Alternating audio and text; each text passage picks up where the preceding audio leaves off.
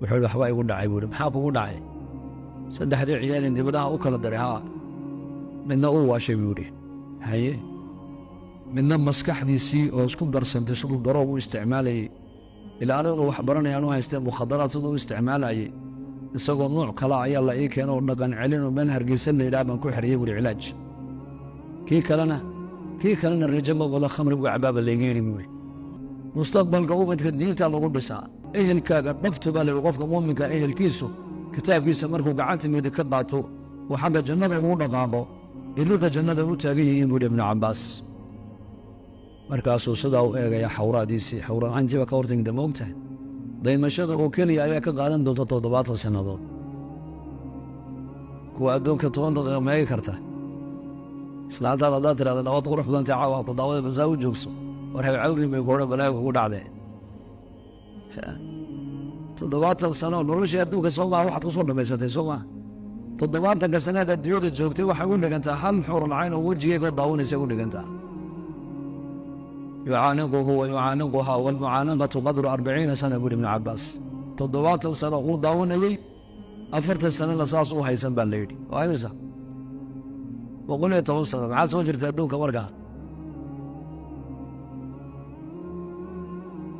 أهل كانوا وين قدم بيان. وأما من أوتي كتابه وراء ظهره فسوف يدعو ثبورا ويصلى سعيرا حلل إنه كان في أهله مسرورا. أهلكي الدنيا ولا شيء قال صعب. قارن كتاب فوق حاجة قداش دم الله قصو سين دونا بإلى هاي قدان عروش وضعت أنت كده بعضك عنت أي كتاب حاجة دم كان قدان يا عنت بالحولي بنا. وعلامة الشقاوة إنه خساري وامتحان كل عيب عضين إنسان.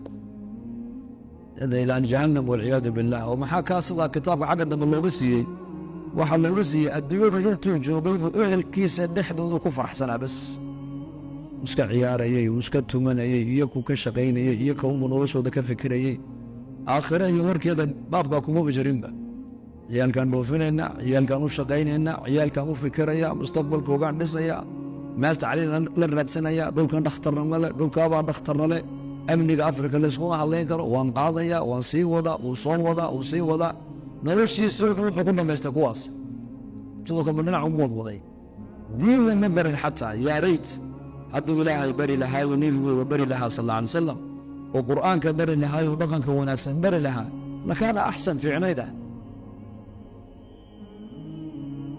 إن بري جماعة يكون بعدين الله غير فريسو مساجد وحلقات دقيسو وحول بلا مهرب نيجي لأنه وسيدنا بلا مهرب نيجي مديش شغول بانا هاي يال كيغان وان تربية ديا حلو باديغا هانيسان هاي وان هيرالي جامعات الدعوة نوع حلقوا يقاناو صبر كموت غالب وان سكا صبرا صندح سنة كدب بهذا الله حلين وحلورني وصول دو هاي مكيبولي وصول دو هايو عرورتي بان دي بده جامعات أنا وضدر يايو مركان يكا اسكندرو مركزان جامعات كان مسكين كان لفر يسمى ودري هاي إمك عيالك ما درتها أوان دري لكن وقتي أنا لفر يستني ما هيو يكان هبان كينا خدك أيان كلا الله يكون يا بودي ويكان ساعة بدأ أكون بحياة بودي يكون دي بدأ هيكلا جو شن سنة إنك جماعة دي كلا ممنايا إنك يعولا أمدو بعدي وفال حماضي أيام على المسجد كوكو أركان بل نور وحول حواي يقول داعي بودي محاف يقول داعي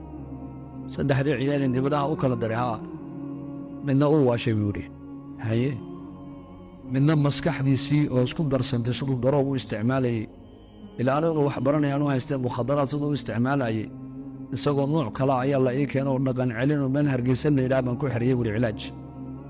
kii kalena rajama wala khamri buu cabaaba layga yidhi buuri. mustaqbalka ubadka diinta lagu dhisaa. ilaahay baa la baraa oo nebigooda la baraa sallallahu alayhi wasallam oo qur'aanka la baraa oo qofka dadnimadiisa waxa soo saaraysa waa diinta islaamka. لو قف ودين برنين ودين كون بقمين ودين لبو تربية دونين وحل مرون وهباء منثورا يقول ونقطة المادة قاعد أدو كان قف بوكاء وكوكي لك على كذا بأنه فائدة كهلو إنه كيف يودون وصورة بن لكن علم الدين قفك هدو برتو ما بخسارة يوقف كاس أدو كري آخر بقى سوى القوى معاش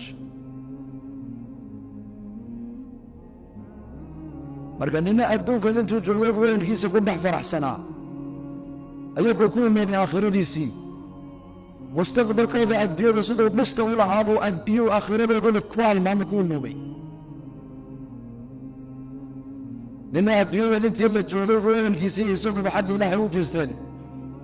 leanna miminku hadduu janno galana uu ehelkiisu ay jannada la galaan, hadduu isagu reerkiisa ka darajo sarreeyo acmaasha uu qabanayo iyo dadaalka khayrka uu reerkiisa ku bixinayey ayaa ilaahay intuu ku karaameeyo ehelkiisana intuu loo soo qaado darajada jannada halkuu kaga jiro ayaa loo keena. qur-aanka ilaahay ku sheegay. marka noloshan adduunyada ilaahay tabaaraka wa tacaala wuxuu noo keenay inaan isaga ku raaligelino bas.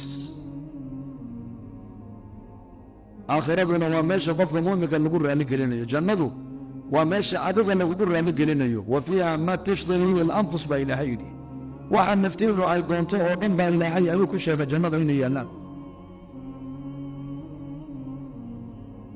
marka asbaabta jannada lagu gelayo kuwi waxaa ka maaragtaanay bacda raxmat illaahi jalla wacala wa iimaanka, oo markay muuminiintu banka qiyaama ay soo gudbaan ay soo dhaafaan ee kitaabkoodii qaar gacanta midig laga siiyo, qaarna jannada bilaa xisaab ay ku galaan, ayaa ilaahay odhan doonaa jannadu waa taas raxmaddeeda ku gala, laakiin darajaadka jannadu ay leedahay hadda acmaasheeda ku qaybtimaa la odhan doonaa. markaasaa qofka loo baarayaa salaadiisii intay ahayd, sadaqaduu la baxay intay ahayd, qur-aanka inteebuu ka xafidsanaa, adkaarta inteebuu samayn jiray. yuqaalu lisaaxibi alqur'aani iqra wartabi warattil kamaa kunta turattilu fi ddunya faina manzilataka cinda aakhiri aayatin taqra'uha. saaxib alqur'aan, xaafid alqur'aan, ninkii qur-aanka xifdiyey mujawidka ahaa ee qur-aanka laabtiisa ilaahay uu ku ilaaliyo qalbigiisa ilaahay ku taabacay, ayaa lagu oran doona qur-aanka akhriskiisa bilaab, aayadna u kala dhigdhigo tartiili, siduu adduunyada markaan joogtay qur-aanka aad u kala dhigdhigaysay aayadda ugu dambaysa meesha aad ku joojisin ayaa jannadana mansiladaadu noqon doontaa. aayadda ugu dambaysa halkaad ku joojisid baad jannada ka geli doontaa khalaas.